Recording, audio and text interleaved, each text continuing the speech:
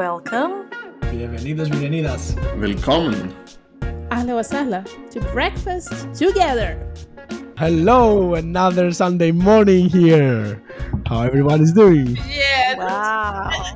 I had to wait. Back together. I didn't even want to go to the office today. I mean, But it's Sunday. Why would you go to the office, Irena? Right. Oh, it's weekend. We don't need to go work. How nice. Yeah. We don't work on I the did, We and, know- and I worked actually quite a lot today. This is probably I got so bored in the end. I was like, fucking hell. Irena, you know that we are recording, right? Oh, you do. No. He was talking about the past. It was like another time. Okay. She works even on Sundays. She's a good Oh, I love my Hard work. worker. Works like a donkey. workaholic. Yeah, at least. Yeah, you'll yeah. have to cut it off because if nobody hears about this, they'll be like, this is against our work laws, We can leave that. I think we can. Too many hours a week. No, I worked the hours I was supposed to work. Okay. Nice. 6.5 on Friday, because on Friday we have something.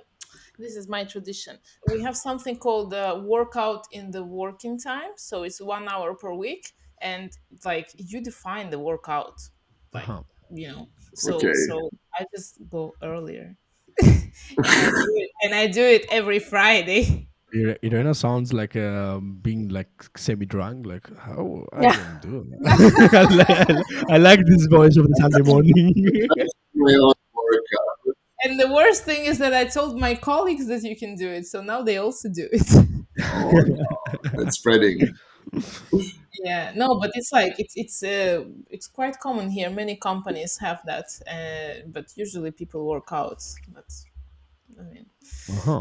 so today I was so tired, so I worked for 6 hours and 45 minutes instead Don't of say 7 that in a recording. It's everything will be online, and you But don't want to. but it's all legal, so everyone. Ah. No, but it's a Sunday, Irena. It's like It's a Sunday, you Irena. work Don't on a forget that. Sunday. We said this again. Like the Workers' Council is Poor listening. Dimi, we have to start from the beginning because this guy will have to go through these 4 minutes Nah, of it's whatever gibberish. Exactly. it's actually fine. I like it. We're just creating work for Davey. You know, he has nothing to do all the week, so Exactly. give him more work. Exactly. No, actually, it's nice because we started with a nice energy. I think, and I can. Yes. Yeah, I can you think? Yes. I think Yeah, so. we woke you up. It's better than a It's fine. coffee. Oh my god. So back, Telemachos. Look who is back here. Yeah. Hello, Da-da-dam, everybody. da-dam. Hello, everybody. I think everybody was. Brasileiro! Jesus Brasileiro. brasileiro! E aí, Everybody de was- boa? Fala, galera. Tudo Everybody bem? was missed you, I think. Like apart Yeah, from we us, missed you.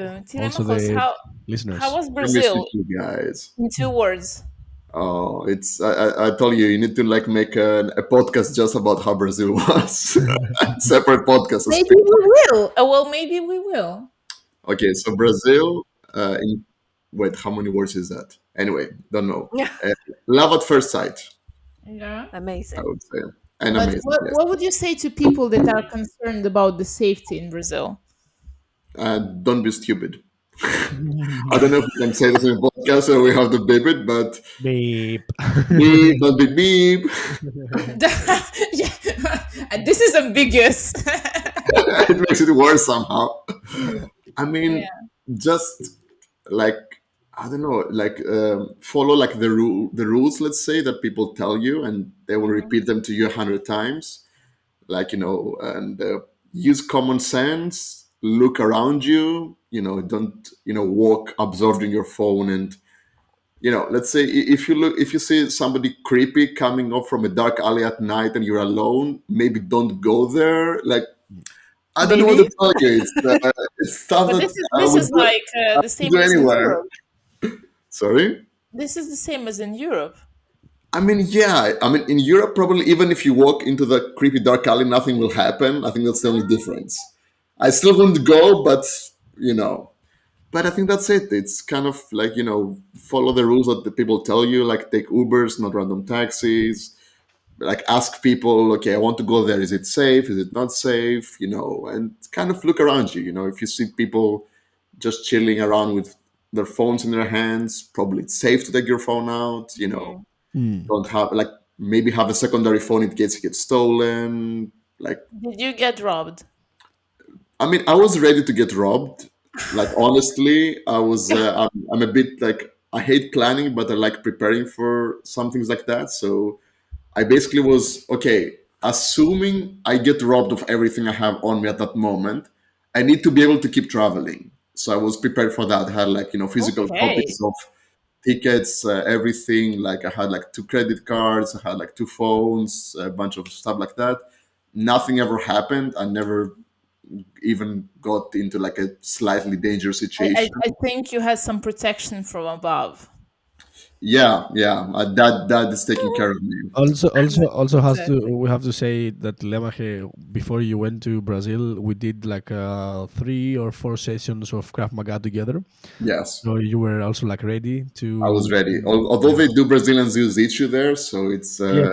You it's were up, ready to kick it's asses. That's the it's up case. to debate who will win. What BJJ the master. modest advertisement of Dimi's skills, isn't it? No, no, we Okay. decided we Just Krav decided Maga.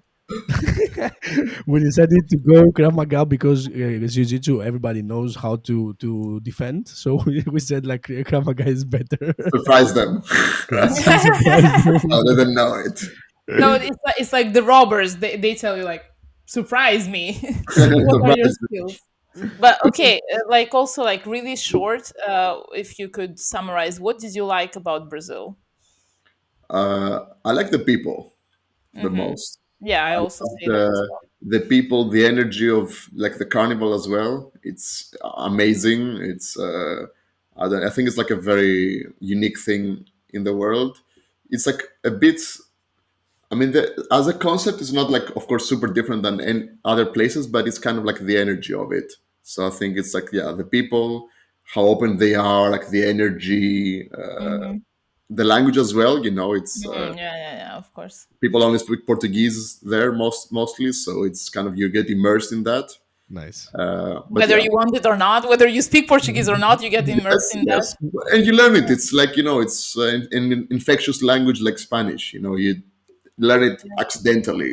It's you don't really need to try. Uh But yeah, huh. like the nature, the people, and like the carnival, I would say. Amazing. Is there anything you didn't like? Proof anything I didn't like. Um, I mean, of course, it wasn't like as clean as in for example, like Germany or something. Hmm. But coming also from Greece, I was kind of used to it. Uh, Oh, yeah, it's difficult. Anything I didn't like. To be honest, I've never thought about anything I didn't like. It's just like the first silly thing that came to mind. But to be honest, I didn't care that much about it anyway. Yeah, but this is a good sign. If you have to think about it like for, a bit, then probably it's not much you didn't like. Okay, well, I'm happy that you had a very good trip. Like it sounds like that. I was in Brazil in 2013, so I think Mhm. it's about time for me to go back. Yeah, Think definitely. I saudades do definitely Brasil. recommend it. Yes, yes, definitely Yeah. recommend it. Yeah. Anyway, back to today's topic from the straight from the tropics. What are we gonna talk about today, guys? to as hot topic as Brazil. Let's see. These What could are that be? yeah. They have this. The nowadays trend is also reading because reading was once very fashionable. Then it's kind of came out of fashion, but now reading is sexy apparently. So yes, we are going back to the favorite topic about books because we haven't drained the whole thing about it.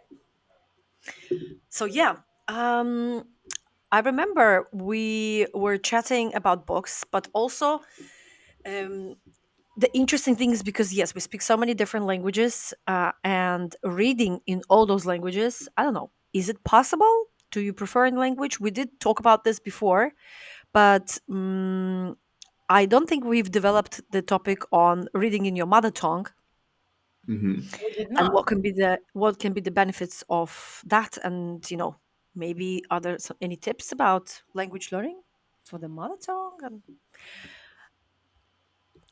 I mean, I Um, guess we all read in our mother tongue when we were younger in school, you know, like we had all that list of books that we had to read, and then hope like I it's. hope so. I hope you guys were following the curriculum. No, I was definitely. I loved reading like since I was, I don't know, 6. But how about Uh, now? Is there books in your mother tongue still a thing, or is it something that, let's say, I'll just say for myself, I specifically, very consciously stopped reading in Russian at the age of 17. That Hmm. was goodness 18, 19 years ago, which is quite a while. So I stopped reading in Russian, and I don't read in Russian as per the rule. However, I do go to the classical Russian literature or even Belarusian authors in other languages. So I found this extremely helpful to go through, for example, through Russian classics such as Dostoevsky, Pushkin, and so on, which is quite difficult to understand if you're not a native it speaker. is, Hmm. yeah. Yeah, but if you read this, let's say Dostoevsky, these books are extremely famous for all over the world, really.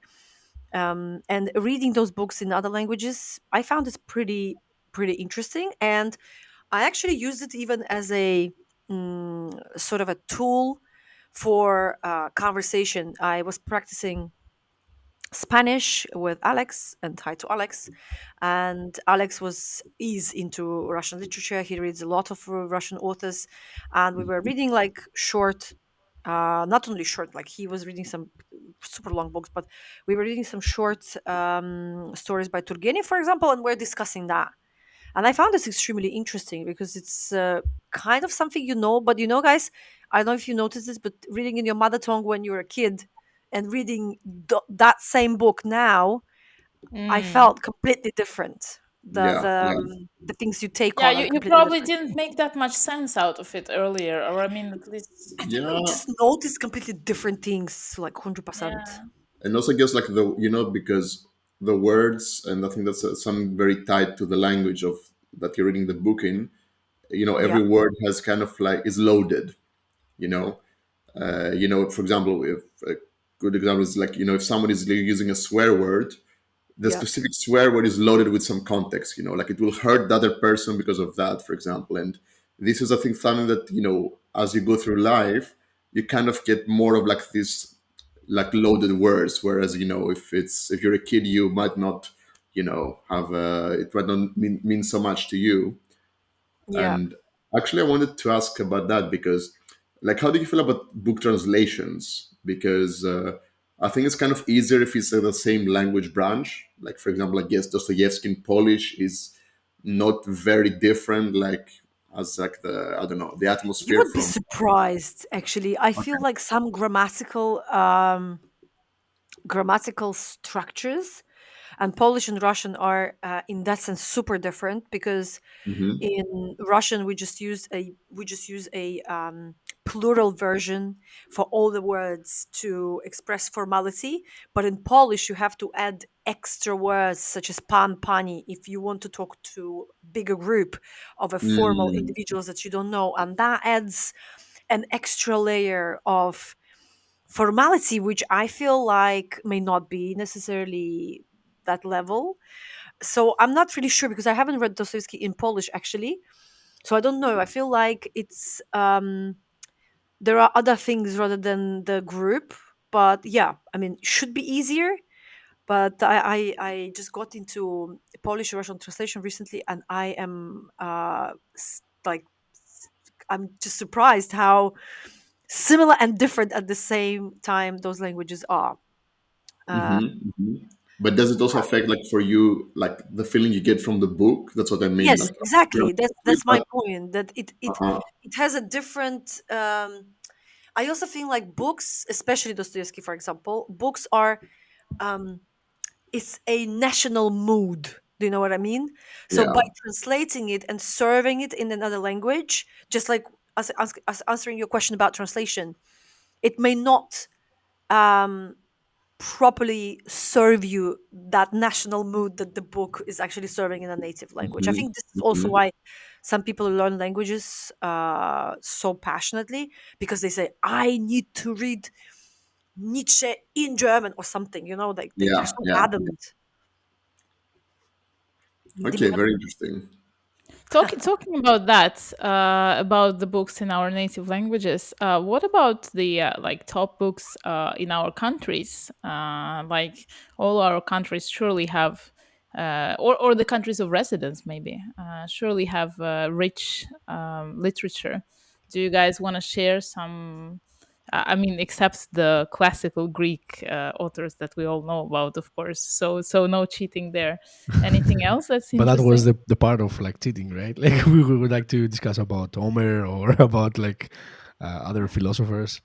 Like Homer was not a philosopher, but like one of the biggest I think that we also do in school, and it's like also, if I'm not wrong, it's part of the curriculum, is Homer, Iliad. First we do Odyssey, and then we do Iliad, which is kind of, it should be first Iliad and then Hmm. Odyssey. But if I would choose something, I mean, there's like a plenty of them, and it's a difficult question to answer.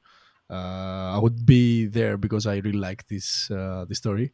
Even there was like movies later based on these books, and I'm a big fan of how Odyssey was as a character. So if I had to choose something, just the first thing that came to my head when you asked this question was the Homer's two books. Hmm. Hmm. Yeah, yeah. And we also did, I think, some other like tragic circles. We did Helen, Eleni, Yes, yes. typical one. It was Uh, nice, but not. It was not that interested into Helen as Iliad or. Actually, I like more Odyssey, but also Iliad because there's like a yeah, fight, and the pre-story. Let's say it's an interesting one as well. it's a bit more action packed. But what I Yes, liked exactly. about Eleni is that, for example, this like the philosophical kind of part, like Yeah, the if you remember the Ine and Feneste, yeah, like yeah. these like things, like it has like some nice like philosophical details that I enjoyed.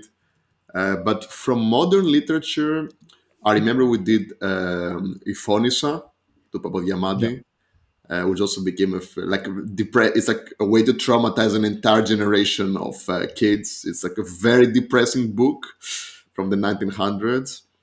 But like we don't have so much famous literature. I think like new, like from the new generation, like the new like more modern literature. modern literature. I Yeah, mean, the we modern. have Kazadzakis. Like I think that's what most people Yes, would know. but we don't have as many as much as from the pre-modern Yeah, times. yeah, true. Like most people would not like recognize modern Exactly. Greek authors. I think. Yeah. Actually, I know of one, like Oh, randomly, okay. but I don't know if you guys know him. He lives in Sweden, and he has been writing in like for I don't know more than 25 years. And anyway, his name is Theodor Kallifatides, and Heard of him. yeah, you don't know him. No, but is he There is like a writer? He's a writer. There is a street named after him in Greece. How's his Uh, name again? Theodor Kallifatides, and Kallifatides. Yeah, and he's my consultant agent is telling me that it's a Swedish writer of Greek descent. So I guess Mhm. he was born in Greece, and yeah, but he wrote mainly in like Swedish, but apparently like he's Mhm. big, like as a writer. And I read his, I think, one of the latest books that I think was originally in Greek, and usually he writes in Swedish. So it was interesting. I think he's a good writer, cool Mhm. dude. Okay. So yeah, I don't know how much he can be classified specifically as a Greek author since he doesn't write in Greek, right? Yeah. Well, Uh, I think it's also about who is like famous in the country, and also if you like as I was saying before, like if you kind of capture like the zeitgeist of the time and of the culture, which is easier, of course, if you live there. But so I don't know what's the connection like there. Um, Greeks actually, I think we're more in like we have more famous poetry, I would say, than literature. Yep. Like I could tell you like name a lot more poets than authors actually. But that's interesting. besides Dostoevsky, what about you guys? What other maybe mandatory readings that you had in school? Like what Yeah, other? Yeah, man, too many. I don't know. Yeah, Tolstoy, War and Peace. Is Ah, that a yes. spider? I think so. Anyway, uh, Oh, I didn't know Tols- the book. I just saw it randomly, like landing from the ceiling. I guess it was a spider. Uh, Money, so money. yeah, Tolstoy, War and Peace. This is like an infamous book because of its length. And but I feel the same. What you were saying, guys. I mean, our literature is not that old as the Greek one, but I don't feel that we have any like really famous or good authors like in the modern times. Now, I don't know. Like, I can't name any. Can you? I would defend this a little bit because we just recently had a again. I am sort of trying to um, represent, let's put it that way, of Slavic places, because you notice probably from the beginning, whoever is listening, is that we are naming with Irena mostly Russian authors. Actually, only Russian authors for now we've named. Yeah, However, that's we true. Yeah. we also have, for example, Belarusian authors are also quite famous. We have Yanka Kupala, we have Jakub Kolas, we have Jan Barszczewski, we have Dunin Marcinkevich. We actually have a lot, but they're not as famous because they're very original. Hmm. If you ask someone who's not from Belarus, I don't even think these people would actually know. The only one author that is known, and I'm going to return to the modern times, but the one that is known and is considered as a Shakespeare of that region, because he was actually he was born in Belarus, in my hometown.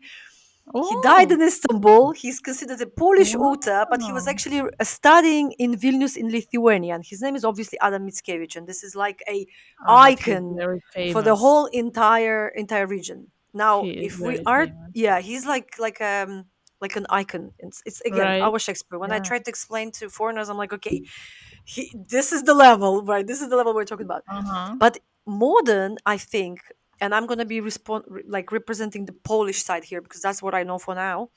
But also actually Belarusian, because she also got Nobel, and they're both females. One the representative from Belarus, and one a writer from I Poland. think I know whom you're gonna mention. Yes, let's get the guessing game. The Polish one is Olga Tokarczuk. She is the one that won the Nobel, and the Belarusian one, absolutely necessary if you want to introduce yourself to um, any Belarusian literature. Just go to Alexievich, Svetlana Yeah, I Alexievich. knew you were gonna mention That's the her. one. She is amazing. I read Just all her yeah, books. time secondhand. If you just read this one book, I think you can quite orientate yourself about pretty much anything that's happening. And Belarus, in that Mhm. sense, is good. Is that it's a frozen country in the sense that there's not much development because of political regime and so on and so Yeah. forth. So if you read this one book, even though it Mhm. was written some time ago, it will give you a good perspective on the times nowadays. Svetlana Alexievich is amazing. But I have to say one thing. If you Yeah. experience some kind of hardship in your life, and you're like maybe mentally like a little bit unstable, don't read her books like in a very Not sad every, moment. again, not everything. There are some books that are harsher than the others, Can and you that's name why some I books said actually? Like time secondhand. Time secondhand. I think this is how it's called. time secondhand. Okay. Time secondhand. If I'm not mistaken, I'm gonna double check. But And also like from she the has previous Belarusian authors that you mentioned, because I think it's like nice if somebody wants to, yeah, like read one or two books from like Belarusian literature. Maybe they Belarusian. would be Yeah, Belarusian, sorry. Yanka Kupala, Jakub Kolas. Those are two absolutely. But the books, what was the name of the book? I don't know, but If there is I any would have specific to. one that you I would can. have to write the title in the description because I would have no Okay, idea how it we'll is write in it in the English. comments or the description. Then we can Yeah, give recommendations to some listeners who want to, yeah, yeah. like look it up. Actually, a Ukrainian author came to mind now. Okay. Irena, I'm stealing your job. Uh, Okay, go ahead. Joseph- I think Joseph Conrad is Ukrainian, right? He's Polish. Polish. Ah, yeah, Yeah. it's Polish. Well, still counts. Yeah. It's still also Yeah, Asia. So yeah, also still there. still the pin in the right regions. Let's say it's- Potato, potato, sure. for some reason, I thought he was Ukrainian. Anyway, but I was surprised because it's did he he had something unique. I think he won like either the did he win a Nobel Prize or He won something. Tak, Yeah, Józef Konrad Korzeniowski. Nice one. yeah, because like I read Heart of Darkness, and he actually wrote it in English, even though it's Yeah, like yeah, his yeah, own yeah. language. Yeah, he was And I writing think he English. had Yeah. some like he was the only person who won a Nobel from writing in a foreign language, something like that. I think, but it came to mind because he has like a it was a kind of a bizarre story. That it's like a very like I don't know English world book, and it's the guy who wrote it is actually Polish, and Yeah. I was surprised to learn that. What are the odds, right? Yeah, amazing book by the way. I would recommend it. It's also a very Okay. small book as well, and the film Apocalypse Now is based on it. Oh, wow. Oh, Yeah, Wow. Oh, yeah. a lot of good recommendations in this episode. But speaking of a topic that is like mixing the books and what is dear to our hearts, which is, of course, languages and polyglots, do you guys know or have you guys read any books that are written by polyglots? Maybe someone we know from our community. Almost all those people are in our community anyway. Irena should. Yeah, maybe it's you, Rena. Irena should. You look like the person who wants to start a count of those. Okay, I don't know. You guys haven't read any? I do. I mean, I sure can. Ah, I read the books by, for example, Luca Lampariello, the one that is his interview, like in Polish. I read it originally in Polish, which is like it's two in one, like two birds in one stone. So I was practicing my Polish and reading it. Really cool. And then I read one about, by Alex Rawlings, also super cool. Benny Lewis, read a few ones of his as well. And of course, the one and only, I think that some of you might have heard about it or read it, is How I Learn Languages by Kato Lomb. So she is Hmm. not a living polyglot. She was a Hungarian polyglot, but I think in our Mm, modern times, really. maybe one of the greatest, because she spoke a good amount of languages, like 20 plus. And I found the book like, yeah, easy to read. I read it like maybe 10 years ago, but really recommend. but Benny Lewis, he writes normally stuff like teaching language, right? Like That was academic book. before, but he Oh, used to, yeah, he wrote actually quite a few books. So let me Benny Lewis books. Did you see any common theme among books read by polyglots? Kind of a silly question, but just talking wondering. about languages. What an insight! We cannot escape. Yeah, it's been a while since I read the book about by a polyglot, but of course, it is a mix of things that me as a polyglot, for example, like I know, and it's they're all kind of packed and filled like with, I don't know, let's say there are 300 pages in the book, so like it's packed and filled with a lot of advice, like and that's this is like a selling item, so people pay money for it, and hence they want to know how you do it. So I guess like a lot of those books have this similar theme. I would say like that they describe how they do it, which is cool. Like I think for me it was definitely entertaining, and was interesting to know. But have you guys read any by anyone? It just came to my mind that I had a really nice read through Simone Pols' book. He's also in the Polyglot community. We just actually saw him back in Malta in November. Mm. And Simone Pols wrote a book that is called Il Mondo tra le mani, which is the world through my hands, so pretty much through my eyes. Um, and I really loved that book because the book wasn't really about how to learn a language or so on. It was just about the journeys because Simone, apart from being a polyglot, he's also a traveler. He's a nomad. He goes around, and he has spent substantial amount of time in Asia, in India, in Bangladesh, in Nepal, and traveling around that region, which I'm very interested in. And I'm not sure where he's based right now. Probably somewhere in Latin America, maybe in Argentina or Uruguay. But the book has a very nice short stories of how he encounters people in different places around the world and one lesson he learns from that interaction. And I actually found it pretty impressive. And also we have Nice. similar view of the world, and those stories, they're very simple, they're very, there's nothing rocket science about them, but they're presented in such natural and authentic way, which touches me as a person who also travels quite a lot and kind of counts on those interactions between just you and a stranger who you probably will never meet again. Mm. So yeah. Yeah, I I love really that. get it, this exactly like this feeling, because I think it's a similar like experience when you travel and you kind of immerse yourself a bit, like not so much touristy, because there's like little things that actually stick with you in the end, like little nice moments. Like, small Yeah. parenthesis, in my trip to Brazil, I uh, took a picture for some like a Brazilian couple, and I asked them, in your language, how do you say cheese when you take a picture? Ah, Right. And they say abacaxi, which is ananas, like pineapple right. in Portuguese. And I found it super sweet that they say abacaxi as like cheese, because in the end you say abacaxi and you smile at the end. And Yeah. like these little things are kind of, I think, what sticks to you in the end. So actually, that's a very nice format. I Yep. think it's such a Story. lovely recommendation that it is by a polyglot, but it's not necessarily only about languages, but it's Hmm. about the thing that at least many in our community love, like travel, just like being curious, meeting new people. So thank you, Ase, for the recommendation. You have actually recommended it to me before, but now I have written down the title, so I'm surely Yes. gonna purchase it. This sounds really good. On the same topic, I have a quick recommendation, and we were talking a little bit about that in the chat actually. There is a book, it's not directly about languages either, but it's about cultures and cultural differences. It's called The Culture Map by Erin Meyer.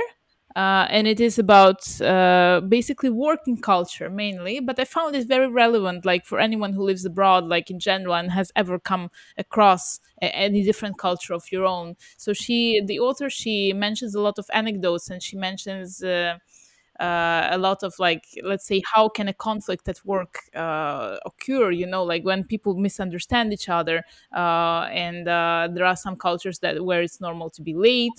There are some cultures, Hmm. where yeah. And Tileo is like, oh yeah, I know that. Why today I was late, but I have a legitimate, at least I think so. When I meet with Dimi, I call him and I'm like, man, I'm so sorry. I'm gonna be 15 minutes late. And he's like, don't worry, I was going to be half an hour late. I love it. I love it also when I'm a little bit late and then someone else is late. I'm like, oh, but this is perfect. This was meant Yeah, to be. it takes Yeah. And so then much like, stress. but and then she gives like some other like random examples, how people perceive time, how people perceive trust, right, in different cultures. So Mm, like in Scandinavia, for example, she writes that it is task based. So we do a task together, I see that you do a good job, I trust you. But in countries like Nigeria or Russia, China, like the juridical system is not that good. So you're like, I don't know if he's gonna do a good job. So I have to, like wine and dine with him several times, and then I uh, see without talking about the business, and then I see he's a good person. So like uh, we can reach a deal or conclusion. Like super super interesting people. Like highly recommended. uh, okay. Yeah. But any last minute recommendations or anything else that you would like our audience to know? I would recommend something that is not related to languages per se. Thinking Fast and Slow by Daniel Kahneman. I don't know if I've mentioned it before in the podcast, but No. it's about cognitive psychology. So it's about basically how the brain works. So it's about everything in a way, not only languages, but it's also about languages because it kind of models like which parts of the brain kind of use like which parts of the language. And I'm not talking about parts like biological parts, but more like the two systems that the brain has, the conscious and subconscious mind. For example, you can read a text that has like letters switched, and your brain automatically like switches them back in the correct order without you trying. So that's like a part of your brain, the system one, he calls it, that automatically does stuff. And you have another part of system two that actually has to put effort in doing stuff. So, for example, when you learn something new, first you do it with effort, like consciously, and then it starts becoming automatic. And for me, it's helped me in a lot of things of how to think about thinking and learning in general. And it also applies to languages a lot. And it's one of those books that I kind of felt my IQ getting higher after like every few pages. It's This is the kind of recommendation that we want. Everybody needs. honestly, Exactly. I mean, I'm not a bookworm, but if I had to read one book in my entire life, I would just read this book and nothing Oh else. my God. Wow. This I is hope I'm like not like like over exaggerating, but really it's like, because it's a book about thinking, so you just know how your brain works after that. and it's something everyone normally does. Like I did too Yeah. much thinking today that I had to take a nap. What a great point to finish this exciting episode. So, because during, I think, the whole entire episode, people are thinking, oh my God, there's so many books, but then this is the one that we can go with. Exactly. People, And don't Skip worry. the language books, like the literature, Dostoevsky, who cares about that? Just take yeah, a book about neuropsychology by Telemachos. Just skip to the end of the podcast, like the rest, ignore it. Coming in your stores soon. Amazing, guys. Thank you so much for the recommendations. I really enjoyed recording this episode, as all the previous 22. Oh, good memory. see you next time, I guess. See you next time and have a great Sunday. Have a great Sunday, everybody. Enjoy the rest of your Sunday. Have a lovely weekend. You can take another nap now, Elena. Amazing. Ciao, ciao.